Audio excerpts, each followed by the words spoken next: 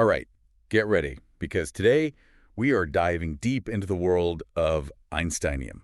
Einsteinium! You got it. Yeah. Now, you've probably heard of it. Oh, yeah. It's named after, Of course. the one and only. Albert Einstein? Albert Einstein. But it's a lot more than just a name. Oh, yeah. There's so much to unpack with this element. I mean, just the fact that it's synthetic. Exactly. It's completely synthetic. Yeah. Element 99 on the periodic table Right. sits right there with the actinides. And it does not exist naturally. Nope, not at all. So every atom of Einsteinium that we know of was created by us. By us, that's right. And to think it all started with a bang. Literally a bang. Literally. We're talking about the Ivy Mike nuclear test. Yeah. Back in 1952. 1952. Not exactly your typical, lab experiment. No, not the kind of place you'd expect to find a new element. Yes. But there it was. Set the scene for us. So picture this. The scientists, they're out there in the Pacific, right? Yeah. They're testing this massive hydrogen bomb. Right. Ivy Mike. And really, they're focused on understanding, the raw power of this thing. Of this weapon, yeah. Of this weapon, yeah. Yeah. But when they start looking through the fallout, Okay. they find something unexpected. What's that? Plutonium-244. Okay, I gotta admit, Yeah. I'm not a nuclear scientist, so Sure. why is finding plutonium-234 such a big deal? Well, see, to make plutonium-244, you need multiple neutron absorptions. Okay. And that's something that, at the time, Yeah. was considered incredibly rare. Ah, okay. So it meant. It meant that things got way more extreme Oh, wow. during that test Yeah. than anyone had anticipated. So hotter. Hotter, That's yeah. higher energy. Higher energy, yeah. And that opened up the possibility of even heavier elements forming. Okay.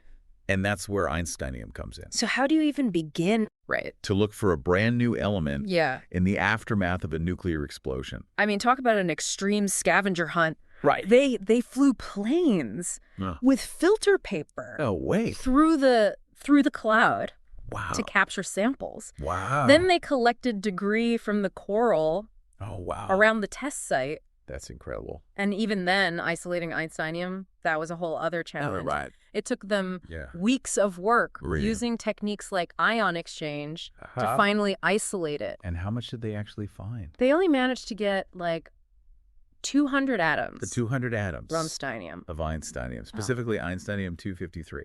Wow. Talk about a needle in a haystack. It really is. But this is where it gets even crazier. Oh, yeah. This stuff, it glows in the dark. It does. It emits visible blue light. Yeah, it's pretty wild. That's insane. Yeah, and that glow. That's a direct result of its radioactivity. Okay. It's so radioactive Yeah. that it's actually damaging its own crystal structure. Wait, so it's like self-destructing? In a way. Because it's so energetic. Yeah, it's too much energy. Wow, that is so bizarre. It is, and that energy also plays a part in its really low melting point. Okay, so how low are we talking? Einsteinium melts at just 860 degrees Celsius. Okay. Which is way lower than a lot of the elements around it. Okay, so compared to, elements around it on the periodic table. Yeah, like californium. Californium, yeah. Which melts at 900 degrees. Okay. And then you've got fermium, which melts at 1,527 degrees. Okay, so it's a significant difference. Yeah, it's quite a jump. So we've got Einsteinium, rare, glows in the dark, low melting point, self-destructing. Yeah. I mean, it's definitely living up to its reputation, but... It's quite a character. Yeah, it is. But that also makes it really hard to study. Oh. I mean, you've got the short half-life. Einsteinium-253, right? Yeah, just over 20 days. Yeah. And then you've got the self-damage from the radiation. And we're talking about minuscule quantities here. Right, so it's it's a constant race against time. Oh, absolutely. Because it's decaying. It's decaying, yeah. Into berkelium and then californium. Right, so even if you had, a pure sample, it wouldn't stay pure for very long. It's constantly changing. Yeah. About 3% of it decays into berkelium-249 every single day. Wow. And then that further decays into californium-249. Wow, so how do scientists even begin to study something that's literally changing before their eyes? That's a great question, and we'll get into that after a quick break. All right, we'll be right back. So Einsteinium, this glowing, self-destructing metal, it's pretty wild. It is pretty wild. But it sounds like it's really hard to study. It's incredibly challenging. So, like, how do scientists, Yeah. how do they even begin to? Well, they have to come up with some pretty creative techniques. Bet, yeah. Sometimes they'll take measurements Okay. immediately after a process called thermal annealing, Okay. and that helps minimize Okay. the effects of the self-radiation damage. So they're kind of like resetting it? In a way, yeah. Wow. And other times, Yeah. they study certain compounds of Einsteinium Mm-hmm. under specific atmospheres Okay. to try and slow down the decay. Ah, okay. And there are even techniques that use lasers, Wow, lasers. yeah, to excite specific Einsteinium ions. Okay. And that allows them to observe very specific properties. That's pretty amazing. It is. Like, I just can't believe. It's remarkable what they've been able to learn, Yeah, I mean, given all the hurdles. right, given all the hurdles. Yeah. Okay, so It's quite a testament to human ingenuity. totally. Now, Yeah. you mentioned before that the discovery of Einsteinium wasn't exactly a solo effort, right? Mm. It was another team There was another team. that was hot on the train. Yeah, a team at the Nobel Institute for Physics in Sweden. Okay. They were also synthesizing Yeah. heavy elements around the same time, Okay. and they actually managed to synthesize lighter isotopes of fermium, Oh, wow. which is element 100. Okay, so they were right We there. were right there with them. Wow. Yeah. So, I mean, how did the American team end up getting the naming rights for Einsteinium? It really came down to timing. Okay. So even though their findings Okay. were initially classified Because of the Cold War. because of the Cold War, that's right. Yeah. The American team, Yeah. they published their results first. And that's how they earned the right to propose the names. like Einsteinium and Fermium. Einsteinium and Fermium, yep. In honor of, In honor of Albert Einstein and Enrico Fermi. I mean, what a story. It's pretty incredible. Yeah, like an accidental discovery during a nuclear test. Mm-hmm. This scientific race against time. Yeah. A glowing self-destructing metal. Yeah, it's got it all. It's got it all. It's like something out of science fiction. It really does. But yeah. beyond the spectacle, Right. it's really fascinating to delve into Absolutely. like the actual properties of this Yeah. element. So It's more than just a spectacle. Yeah. There's some real science there. so let's talk about that. Okay, let's do it. So Einsteinium, you said it's a soft, silvery metal, It is. and it glows because of the intense radioactivity. We talked about that. The glow is just one of the visual demonstrations of its radioactivity, right? Yeah, of its intense radioactivity. And we talked about the low melting point. Right. But here's another curveball. Okay, hit me. It's less dense than californium. That's right. And californium's the element right before it. On the periodic table, Yeah, so you'd think, right? Like as you move down the periodic table, you'd assume. things just get denser. Yeah, generally. Yeah. But Einsteinium breaks the mold. Einsteinium likes to be different. Yeah, it does. So yeah, it's less dense than californium. So what does that mean? So it means that its density is actually closer to holmium, Okay. which is the element directly above it Okay. on the periodic table. So it's lighter than we would expect? Lighter than expected. Okay, so it's lighter than expected. It melts easily. Yeah. What about its structure? Now that's where things get really interesting. Okay, lay it on me. So most of the lighter actinides, Okay. like californium, berkelium, curium, americium, Okay. they have a double hexagonal crystal structure Okay. at room temperature. Okay. At room temperature. But Einsteinium, Yeah. it's got its own thing going on. Does it? It does. What does it have? So while research is still ongoing, Mm-hmm.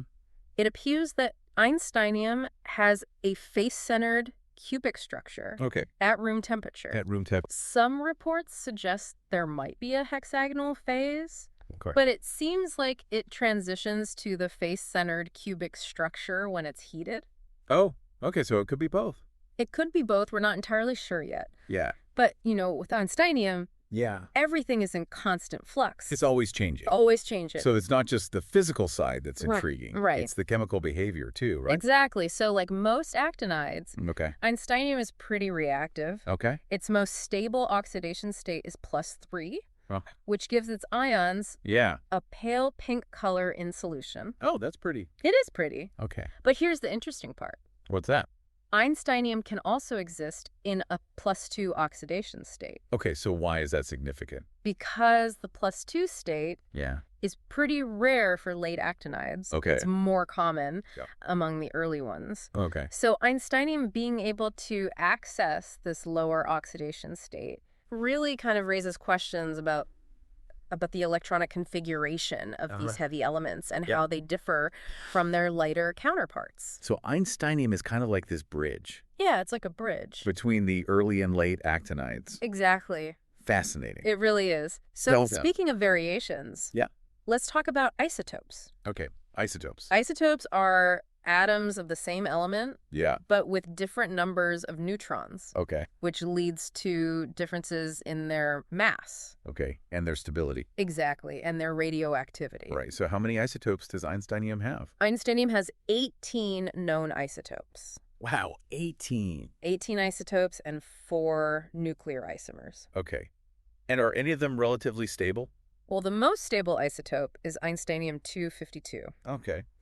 and it has a half-life of 471.7 days. Okay. That's pretty impressive. It's over a year. For an element Yeah. that's known for its Rapid decay. rapid decay. Right. Okay. Exactly. So why don't we use Einsteinium-252 more? Well, the problem is Yeah. it's incredibly difficult to produce Oh. in significant quantities. So we just don't have enough of it We just don't have enough of it. to really study it, So scientists have to rely on Einsteinium-253, even though even though it decays much faster. it decays much faster. Yeah, it's this constant balancing act Between stability and availability. between stability and availability, yeah. Okay, so even the most stable isotope Yeah, is still radioactive, and it's capable of nuclear fission, that's right. which is basically where the nucleus splits Yep. and releases A tremendous amount of a energy. tremendous amount of energy. Yeah, Okay, so how much Einsteinium do we need right. to achieve critical mass?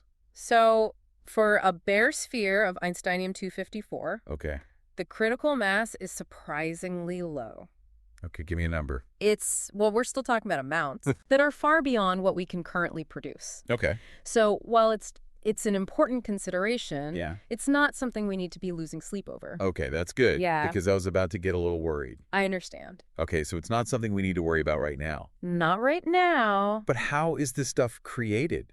So there are 2 main methods. Okay. You can bombard lighter actinides with neutrons Okay. in a high-flux nuclear reactor, Okay. or you can bombard them with light ions in a cyclotron. So we're basically creating these controlled atomic collisions Yeah, pretty much. and How hoping we could produce. to produce a tiny amount of Einsteinium. Exactly. And which method's more common? The reactor method is the primary source today, Okay. and they usually use plutonium or californium as the target.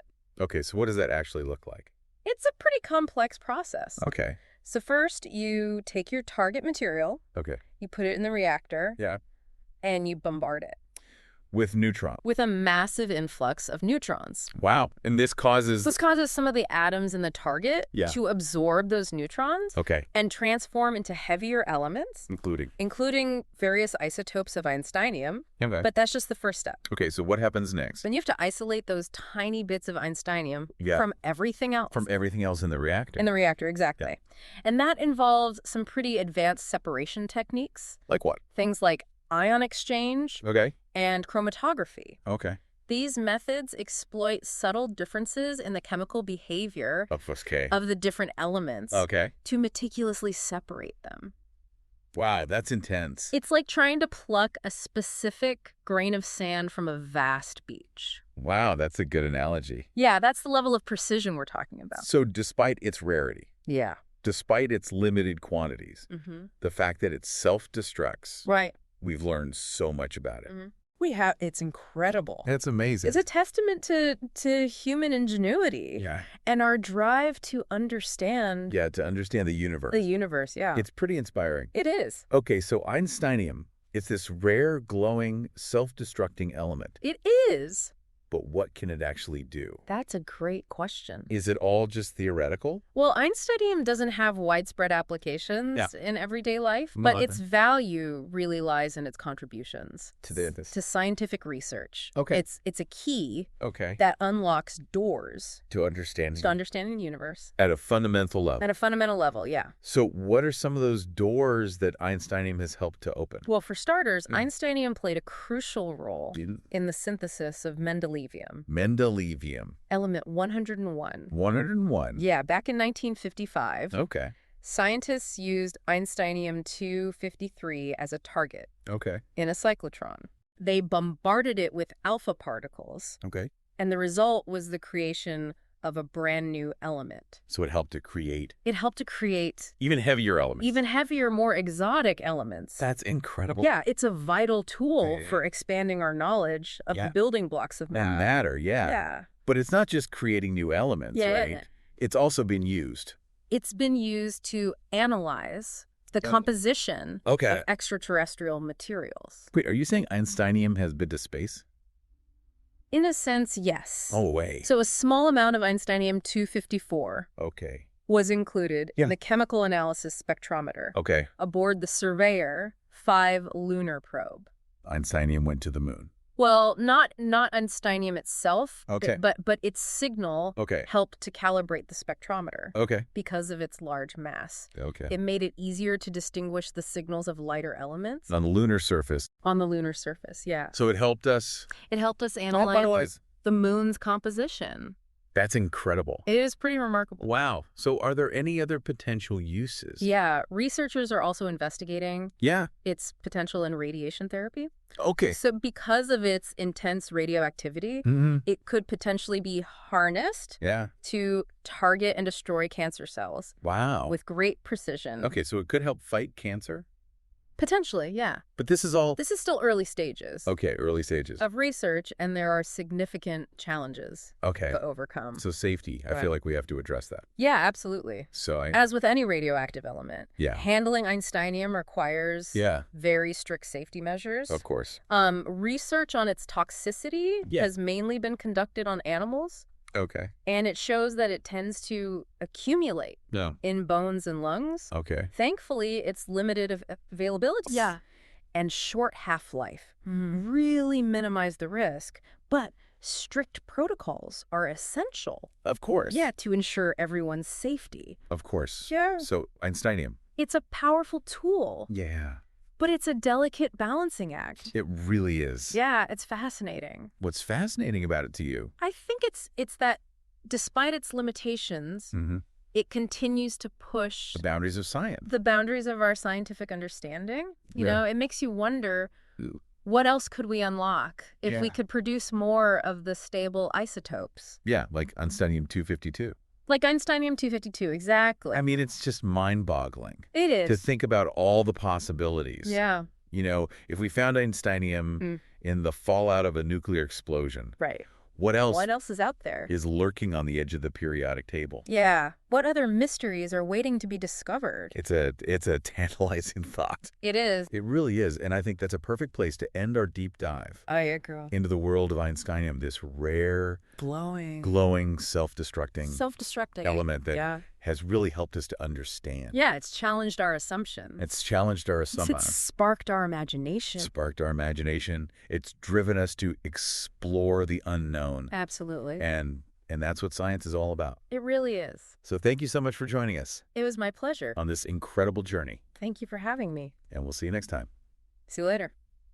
Okay, so Einsteinium, this rare, glowing, self-destructing element. It's quite the element.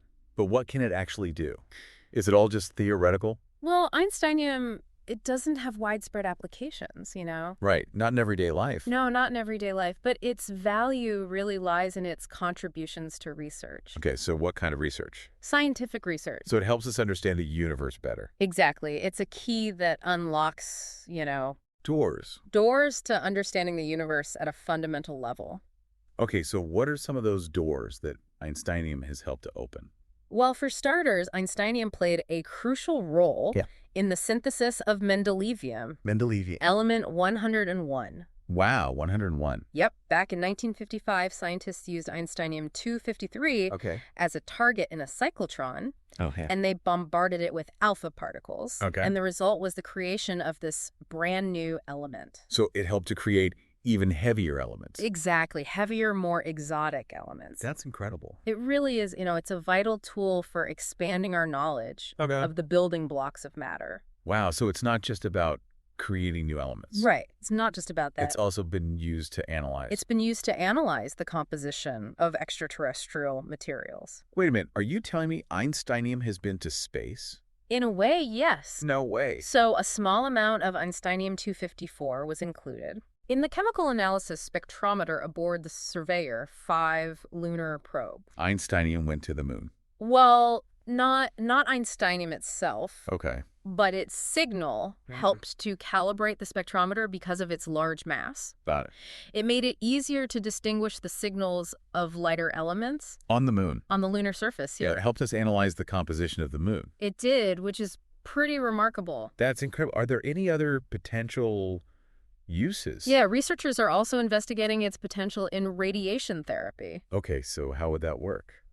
Well, because of its intense radioactivity, Right. it could potentially be harnessed Okay. to target and destroy cancer cells with really high precision. So it could help fight cancer. Potentially, yeah. That's amazing, but This is all still in the early stages of research. right, so a long way to go. Yeah, and there are significant challenges to overcome. Of course, and I think we have to address safety as well. Yeah, absolutely. Safety is paramount. Yeah, so, As with any radioactive element, of course. handling Einsteinium requires really strict safety precautions. Right. Research on its toxicity has mainly been conducted on animals, Okay. and it shows that it tends to accumulate in the bones and lungs. Oh, I get But that. thankfully, its limited availability and short half-life minimize the risk. Okay, that's good. But strict protocols are absolutely essential to ensure everyone's safety. Of course, so Einsteinium, it's a powerful tool, It is. but it's also a delicate balancing act. It is. It's fascinating. What's so fascinating about it to you? I think what's so fascinating is that despite its limitations, it's really pushed the boundaries of our scientific understanding, you know? It makes you wonder what we could unlock if we had more of it. Right, if we could produce more of the stable isotopes. Exactly, like Einsteinium 252. Imagine the possibilities. Exactly. I mean, think about it. We discovered this element. In the fallout of a nuclear explosion. Right, so what else is out there? What other mysteries? They're just waiting to be uncovered. Precisely, and that's what makes science so exciting. Absolutely. It's the constant pursuit of knowledge, the exploration of the unknown. It's about pushing the boundaries of what we know and what we think is possible. And that's what we've done today with this deep dive into the world of Einsteinium, this incredible element that glows, self-destructs, helps us understand the universe, and maybe even fight cancer someday. It's a testament to human curiosity and ingenuity. It really is. And it's a reminder that even in the most extreme conditions, the most unexpected places, we can find things that challenge our assumptions, spark our imaginations, and inspire us to keep exploring. There's always something good to discover. Exactly. So thank you for joining us on this journey, and we'll see you next time for another deep dive into the fascinating world of science. Until then, keep exploring, Ben.